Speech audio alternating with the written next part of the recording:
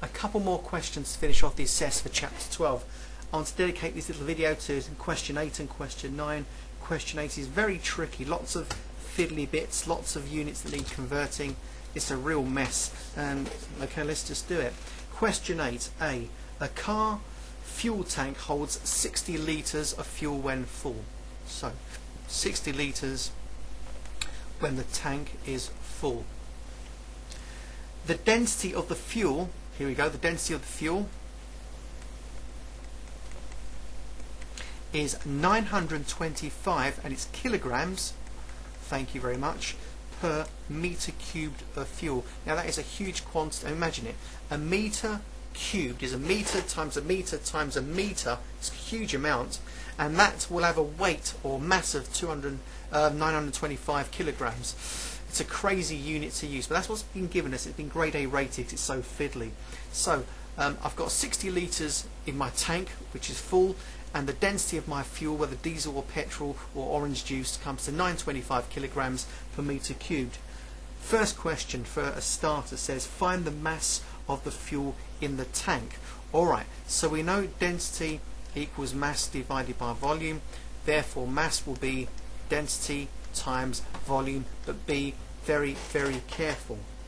Now, let's go. Density, 925, but that's in kilograms per metre cubed, times the volume of 60, but that's in litres. Now, recall this one and remember it and learn it.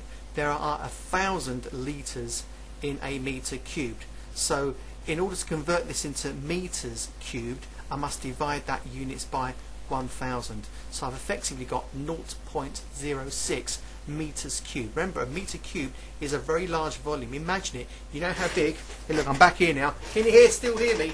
That is a meter across there. And imagine that as a great big cube. Alright, so you've got to divide by 1,000 to get it into comparable units. So that is now in meters cubed. Now it's straightforward if you get it. So 925 multiplied by 60 divided by 1,000 to get into meters cubed, and we have 55.5, and that will be in kilograms. See, the kilograms there is dragged down to the final answer, so our units for mass will be in kilograms. It won't mysteriously become pounds or even grams. That's it. Alright, that's the starter question. Now part B, that was A. B is in two parts, and there's the B1. It says the car travels 375 miles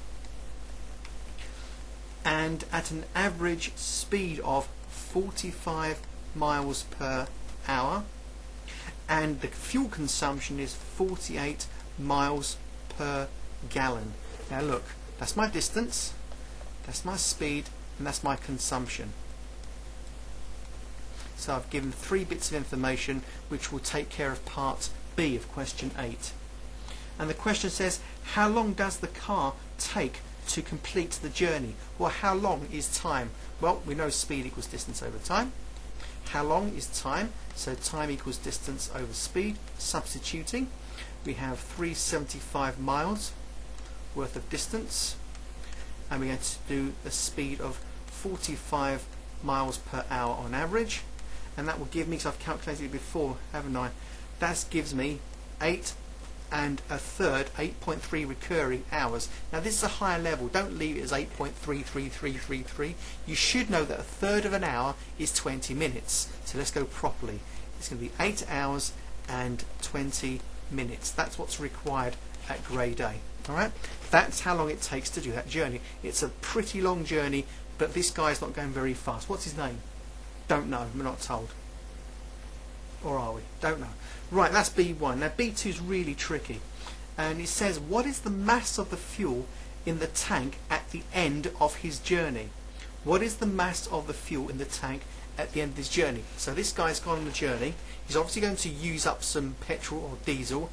He'll be using it at a rate of 48 miles for every gallon, or rather he'll get 48 miles per gallon out of his fuel. And he won't use it all up. There'll still be some left in the tank, something less than 60 obviously. We're trying to work out how much is left in the tank and then work out the mass of that fuel. So it's rather complicated, the multi-headed monster. Let me just do B2 up here. Hopefully just work down this space here and it'll all fit on one page. Right, what is the mass of the fuel? Okay, right, what we've got here. Let's work out the volume of fuel first of all. He did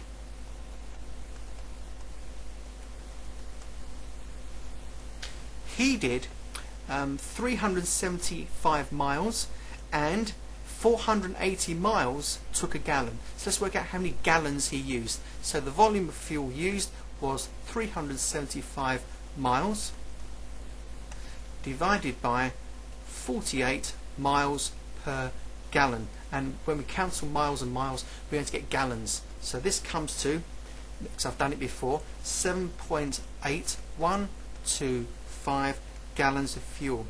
Now, gallons and litres don't mix. They're different units. And we're told that 1 gallon is 4.546 litres. So we better work out what it's in litres. So we take 7.8125 times 4.546 litres. That'll give me an answer in litres of 35.516 litres. Now this has been how much. This is how much of the petrol has been used.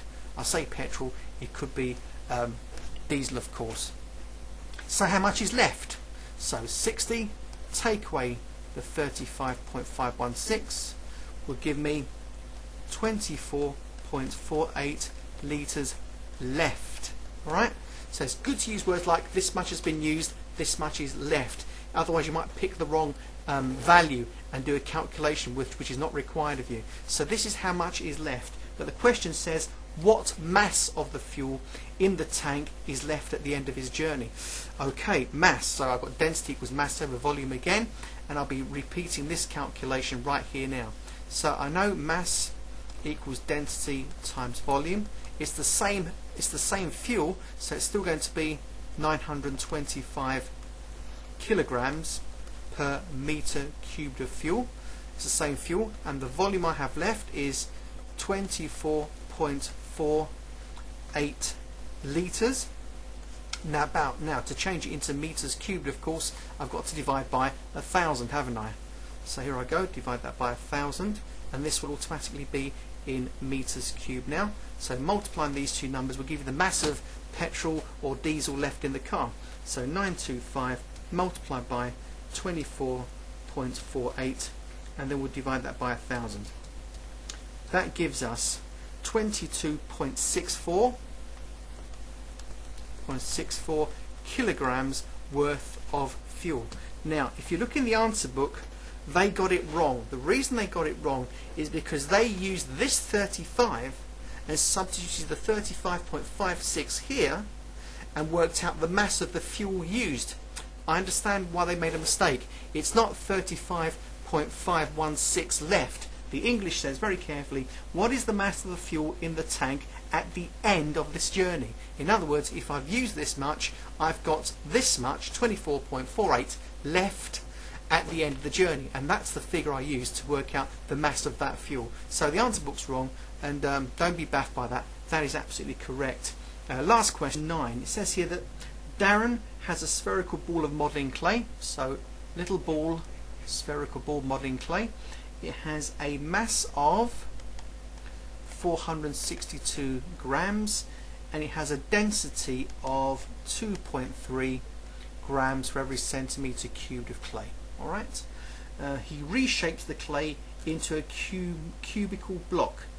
Yeah, cubical block. Oh, cubical block. It's not obviously a cube because it's 6 by 3. Alright, so it's got a base of 6 by 3. So that's just me finishing off the shape. So look a bit like that, and let's do the insides there like it's made of glass. So I've got to work out the mystery height basically. Is that alright? So Darren has a spherical ball of modelling clay. There it is. It has a mass of 462 grams. The density of the clay is 2.3 grams per centimetre cubed.